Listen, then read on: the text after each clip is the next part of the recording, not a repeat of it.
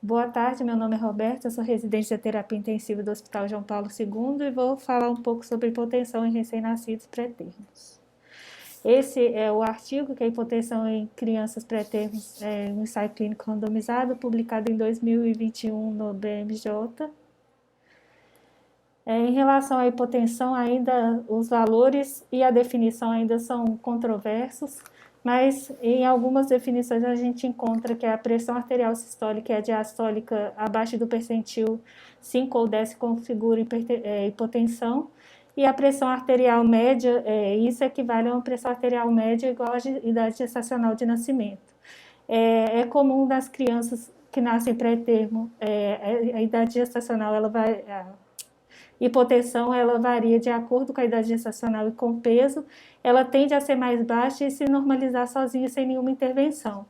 Quando essa ascensão da pressão ela é mais lenta ou quando tem sinais de hipoperfusão associados, aí se considera patológico e as intervenções são necessárias.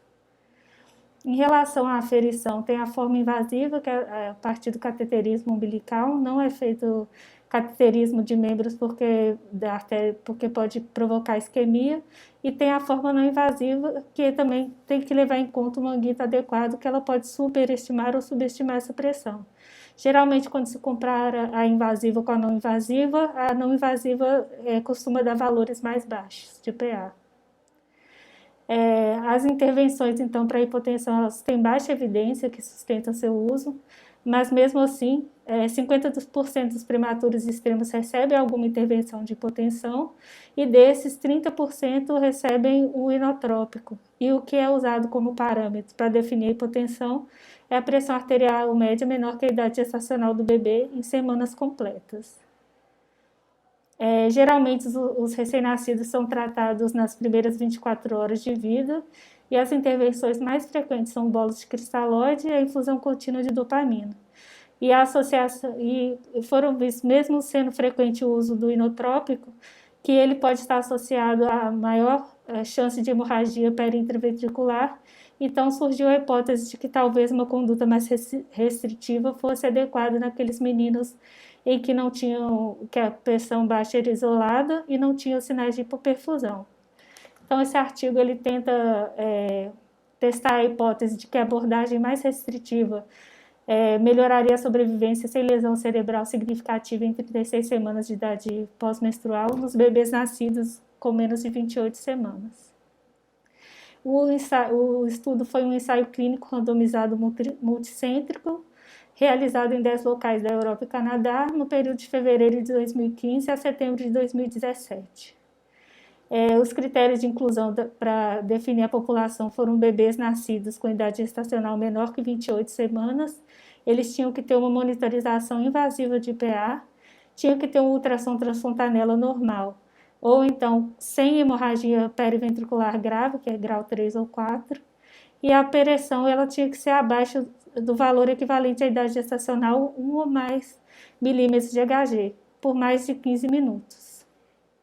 E os critérios de exclusão foram sinais de hipovolemia, que a conduta seria mais reposição de volume, a presença de malformações congênitas e os bebês com alto risco de mortalidade nas próximas horas.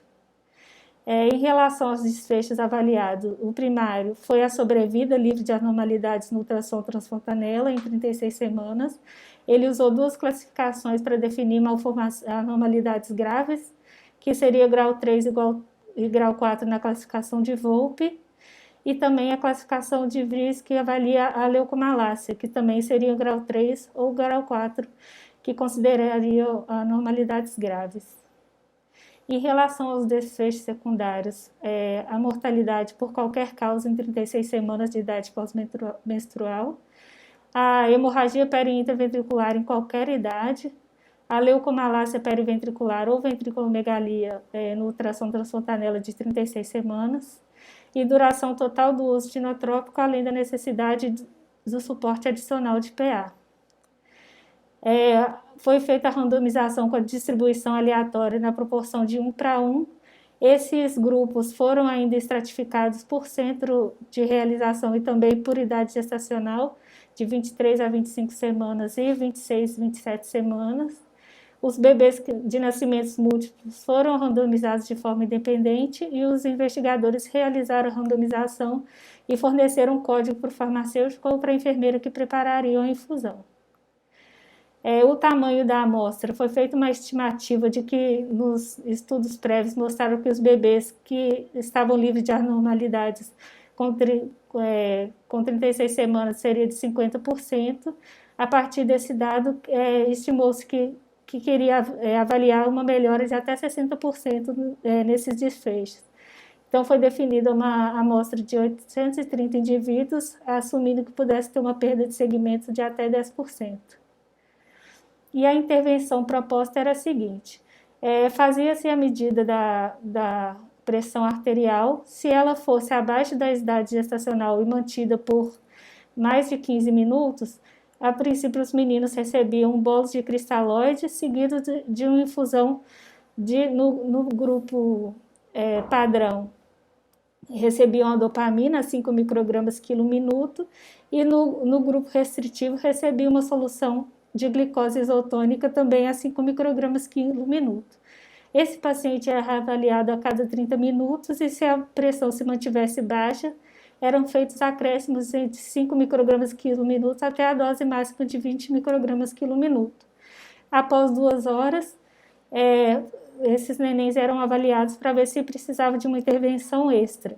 E ela era oferecida em caso da pressão arterial ser abaixo de 5 microgramas quilo minuto, 5 milímetros de Hg da idade gestacional, ou então se tivesse 2 critérios abaixo, que era a pressão baixa menor que 3 milímetros de Hg, se tivesse uma perfusão capilar maior que 4 segundos, ou se tivesse um lactato acima de 4. E a intervenção geralmente era bolos de cristalóide ou então o uso de outro inotrópico ou vasopressor que não fosse a dopamina.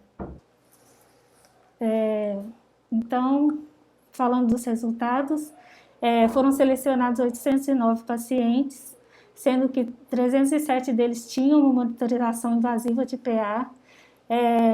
Desses pacientes, 36 foram excluídos por conta de alterações já presentes no ultrassom transfontanela, 9 foram excluídos por conta por chance de morte nas próximas horas e 4 foram excluídos por terem anomalias congênitas.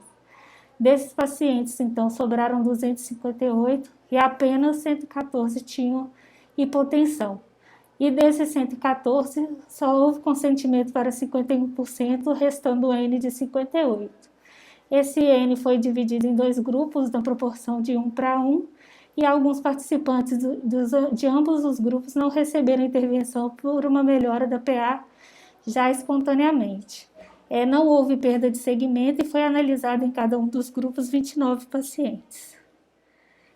Em relação ao desfecho primário, que vai avaliar a sobrevida livre de lesão cerebral em 36 horas, a gente vê que em todos os meninos, sem ser separado por subgrupo, na avaliação padrão foi de 62%, e na restritiva foi de 69%, quando a gente vê o odds ratio foi de 0,74, mas o intervalo de confiança passando pelo 1 e o p-valor de 0,5, mostrando que essa diferença não foi estatisticamente significativa. Quando se faz a análise também por subgrupos, a gente nota a mesma tendência de não ter diferença entre os grupos, mostrando que a presença de lesão ela é semelhante nos dois. Em relação aos desfechos secundários, a gente vai ver que a mortalidade, a presença de lesão grave no ultrassom transfontanela e a presença também das complicações da prematuridade, como a NEC e da broncodisplasia, elas foram semelhantes entre os grupos. O que diferiu foi a necessidade de mais intervenções. No grupo padrão, foi 38% dos bebês precisaram de uma nova intervenção, enquanto no grupo restritivo, 66%. Isso mostrando o odds ratio de 0,32, mostrando que estar no grupo padrão era fator de proteção para não precisar de novas intervenções para o manejo da PA, e como intervalo de confiança e o p-valor mostrando que isso é estatisticamente significativo.